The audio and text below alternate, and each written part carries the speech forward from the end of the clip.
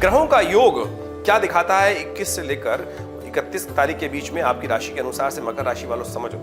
मकर राशि वालों के लिए ग्रहों का योगा योग बहुत ही विशेष है इस बार। इन खास दिनों में केवल कुछ 2-3 दिन को छोड़ दीजिए, नहीं तो बाकी दिन ऐसे दिखाई देते हैं प्रोग्रेसिव रहेंगे, आपको लाभ की स्थिति बना सकते हैं, आगे बढ़ने के योग दे सकते हैं। यदि 21 तारीख को बात करें तो 21 तारीख को अमावस्या है, उस दिन भौमवती अमावस्या पड़ रही है। आपके ग्रहों के योगा योग के अनुसार से अच्छा समय रहेगा, आपको लाभ की स्थिति बन सकती है। आपको एक काम विशेष तौर पर करने का प्रयास करना चाहिए। ऐसे में अपने जो दिन का आरंभ है 21 तारीख का आरंभ जो है, सबसे पहले अपनी माता जी का आशीर्वाद देकर करने का प्रयास करें।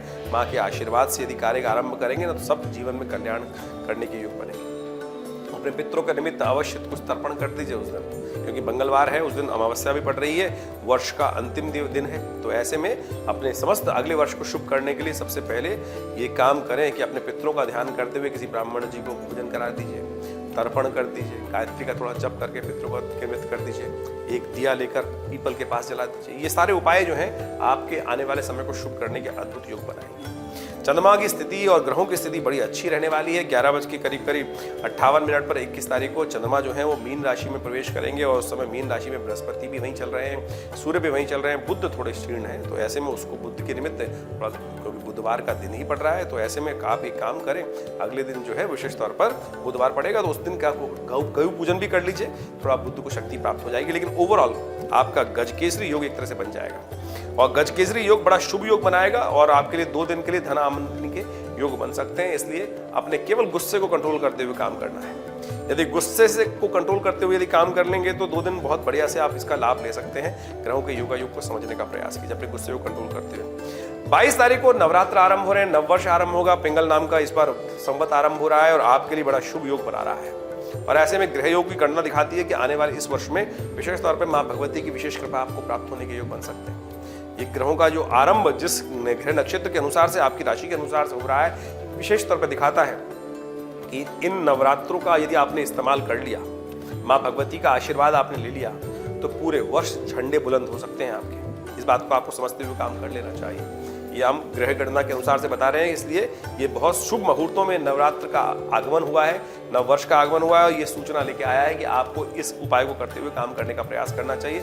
इसलिए नवरात्र में विशेष तौर पर मां भगवती की स्थापना आप 22 तारीख को अवश्य करें, कलश स्थापना करें। कलश स्थापना का मुहूर्त जो रहेगा 12 बजे से पहले का रहेगा आपकी राशि के अनुसार से, तो उसका उपयोग करें। सुबह से कोई भद्रा इत्यादि है नहीं, तो बड़ा सुंदर योग है, बुधवार का योग पड़ रहा है, तो ऐसे में मां भगवती का ध्यान करते हुए घर में कलश स्थापना करें, भगवती का पूजन करें, कन्या पूजन करें, श्री गणेश की स्थापना करें और फिर पूजन आरंभ करें। 9 दिन तक विशेष तौर पर भगवती का स्तवन व्रत का पालन करते हुए करने का आपको प्रयास करना चाहिए और जो ग्रह का योगा योग बन रहा है वो बड़ा शुभ रहेगा आपके लिए।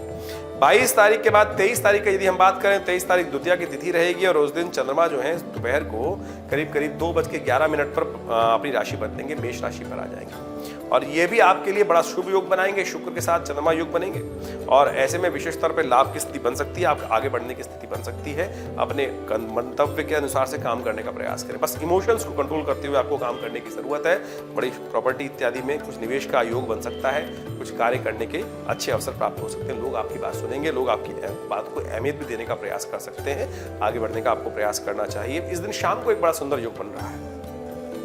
देखिए 23 तारीख की शाम को द्वितीया की तिथि है, चंद्रमा का दर्शन होगा और महीने में एक दिन ये योग बनता है। तो इस दिन विशेष तौर पर आपको काम करना चाहिए, भगवान चंद्रमा का दर्शन करें। शाम को दिल्ली की बात करें तो शाम को 6:26 के आसपास चंद्र दर्शन होगा। उस दिन चंद्र दर्शन करने के उपरांत थोड़ा दूध से एक पात्र में दूध रखकर चंद्रमा को भगवान को अर्घ दें और फिर माता पिता का आशीर्वाद दें, गौ पूजन करें, तो आपके जीवन में आने वाले 25-26 दिनों में जो कष्ट भी होंगे वो भी दूर होने के योग बन सकते हैं। ये अकाट के प्रयोग है, इस तिथि का उपयोग आपको अवश्य करने का प्रयास करना चाहिए।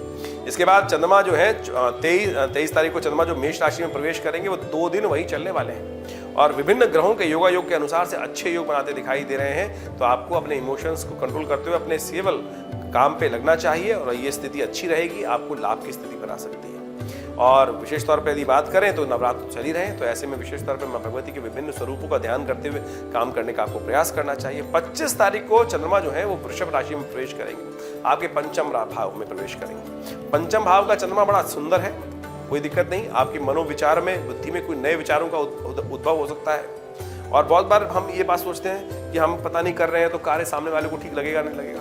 एक बात समझ लीजिए, इतना सुंदर योग बनने वाला है इन 2-3 दिनों में कि कोई आपसे ईर्ष्या करेगा तो उसका ही नुकसान होगा। तो इसलिए आप अपने चाल में मस्त रहिए। कहा गया है ना, हाथी चलत बाजार में। तो आगे की स्थिति आप समझिए, अपने कार्यों में अपने अनुसार से काम करने का प्रयास कीजिए। कोई ईर्ष्या विर्ष्या करने की लोगों से जरूरत नहीं है। लोग जो आपके खिलाफ रहेंगे वो अपने आप उनका नुकसान होगा। कई बार होता है ना कि ना चाहते हुए भी सामने वाले का नुकसान हो गया, वो ग्रह योग और खेल होता है। तो ऐसे में आपके लिए स्थिति अच्छी बन रही है। ग्रह योग दिखाते हैं, केवल बुद्धि में जिद ना लाइएगा, गुस्सा मत कीजिए, क्योंकि लगातार आपका जो ग्रहों का योगा योग बना हुआ है वो गुस्से की तरफ से कष्ट होने के योग है, तो उससे बचने का आपको प्रयास करना चाहिए। तो चंद्रमा खैर आपके लिए अच्छी योग बना रहा है, आगे बढ़ने के योग बना रहा है। तो आगे आप बात करें, ऐसे में नवरात्र का सुंदर अवसर तो चल ही रहा है। हमने भी विवेकानंद योगाश्रम में विशेष तौर पर बड़ा सिद्ध यज्ञ रखा है नवरात्र में, सहस्त्र चंडी महायज्ञ।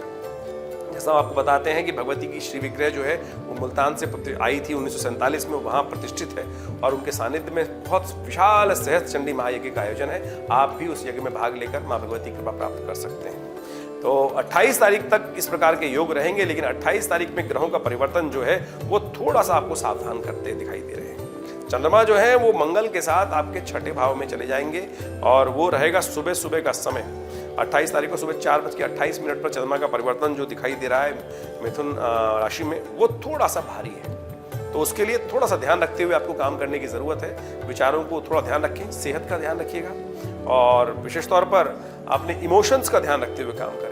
आपकी विपरीत सामने जो लोग बैठे हुए हैं वो आपके मनोभाव से थोड़ी आपसे परेशान करने के योग दे सकते हैं, खर्चे बढ़ सकते हैं और स्वास्थ्य का ध्यान रखते हुए काम करने की जरूरत दिखाई देती है। तो इस बात का ध्यान रखें। उपाय क्या करें? उपाय तो बहुत सुंदर चल रहा है। नवरात्र है 28 तारीख को, तो नवरात्र का महाअष्टमी का पर्व पड़ रहा है। महाअष्टमी के दिन कहा जाता है कि जो पंचमकारों की आहुति माँ भगवती के समक्ष सानिध्य में अर्पित करते हैं, काम क्रोध लोभ इत्यादि की जो भगवती को आहुति प्रदान करते हैं, उनके जीवन में कल्याण का योग बन जाता है। एक काम कर लीजिए, उस दिन विशेष तौर पर माँ भगवती दुर्गा के, माँ गौरी का स्तवन किया जाता है, जो विशेष तौर पर दिन है। 28 तारीख की हम बात कर रहे हैं, तो 28 तारीख को अष्टमी का नहीं, सप्तमी का अवसर है। सप्तमी रहेगी उस दिन। विशेष तौर पर आप माँ भगवती के निमित्त अवश्य कुछ कर्म इत्यादि करने का प्रयास करें। 28 तारीख को महासप्तमी है, उस दिन भगवती कालरात्रि का पूजन विशेष तौर पर कर आप अपने कष्टों को दूर करने के योग बना सकते हैं। और माँ भगवती का विशेष तौर पर शहद के द्वारा अभिषेक करने से कहा जाता है समस्त प्रकार के कष्ट दूर होने के योग बनते हैं, शत्रु भी क्षय हो जाते हैं। तो उस दिन जो ग्रह योग कर रहे हैं उससे पहले ये उपाय कर लीजिए, आपके जीवन में कष्ट दूर करने के अवसर प्राप्त होंगे। इसी प्रकार से 30 तारीख तक का समय जो है, जो आपके लिए 28, 29, 30 जो है वो थोड़ा सा दिखाई कष्ट वाला रहेगा, लेकिन 30 तारीख को बड़ा सुंदर योग बन रहा है। चंद्रमा आपके जो हैं वो विशेष तौर पर कर्क राशि में प्रवेश करेंगे और उसके साथ साथ ग्रहों का योग भी अच्छा बनेगा। उस दिन रामनवमी है और उस दिन रामनवमी जो है और साथ साथ महानवमी भी है। माँ भगवती का विशेष तौर पर पूजन कर, कन्या पूजन करें। माँ भगवती दुर्गा के निमित्त दुर्गा सप्तशती का यज्ञ यदि कर सके तो बहुत सुंदर है।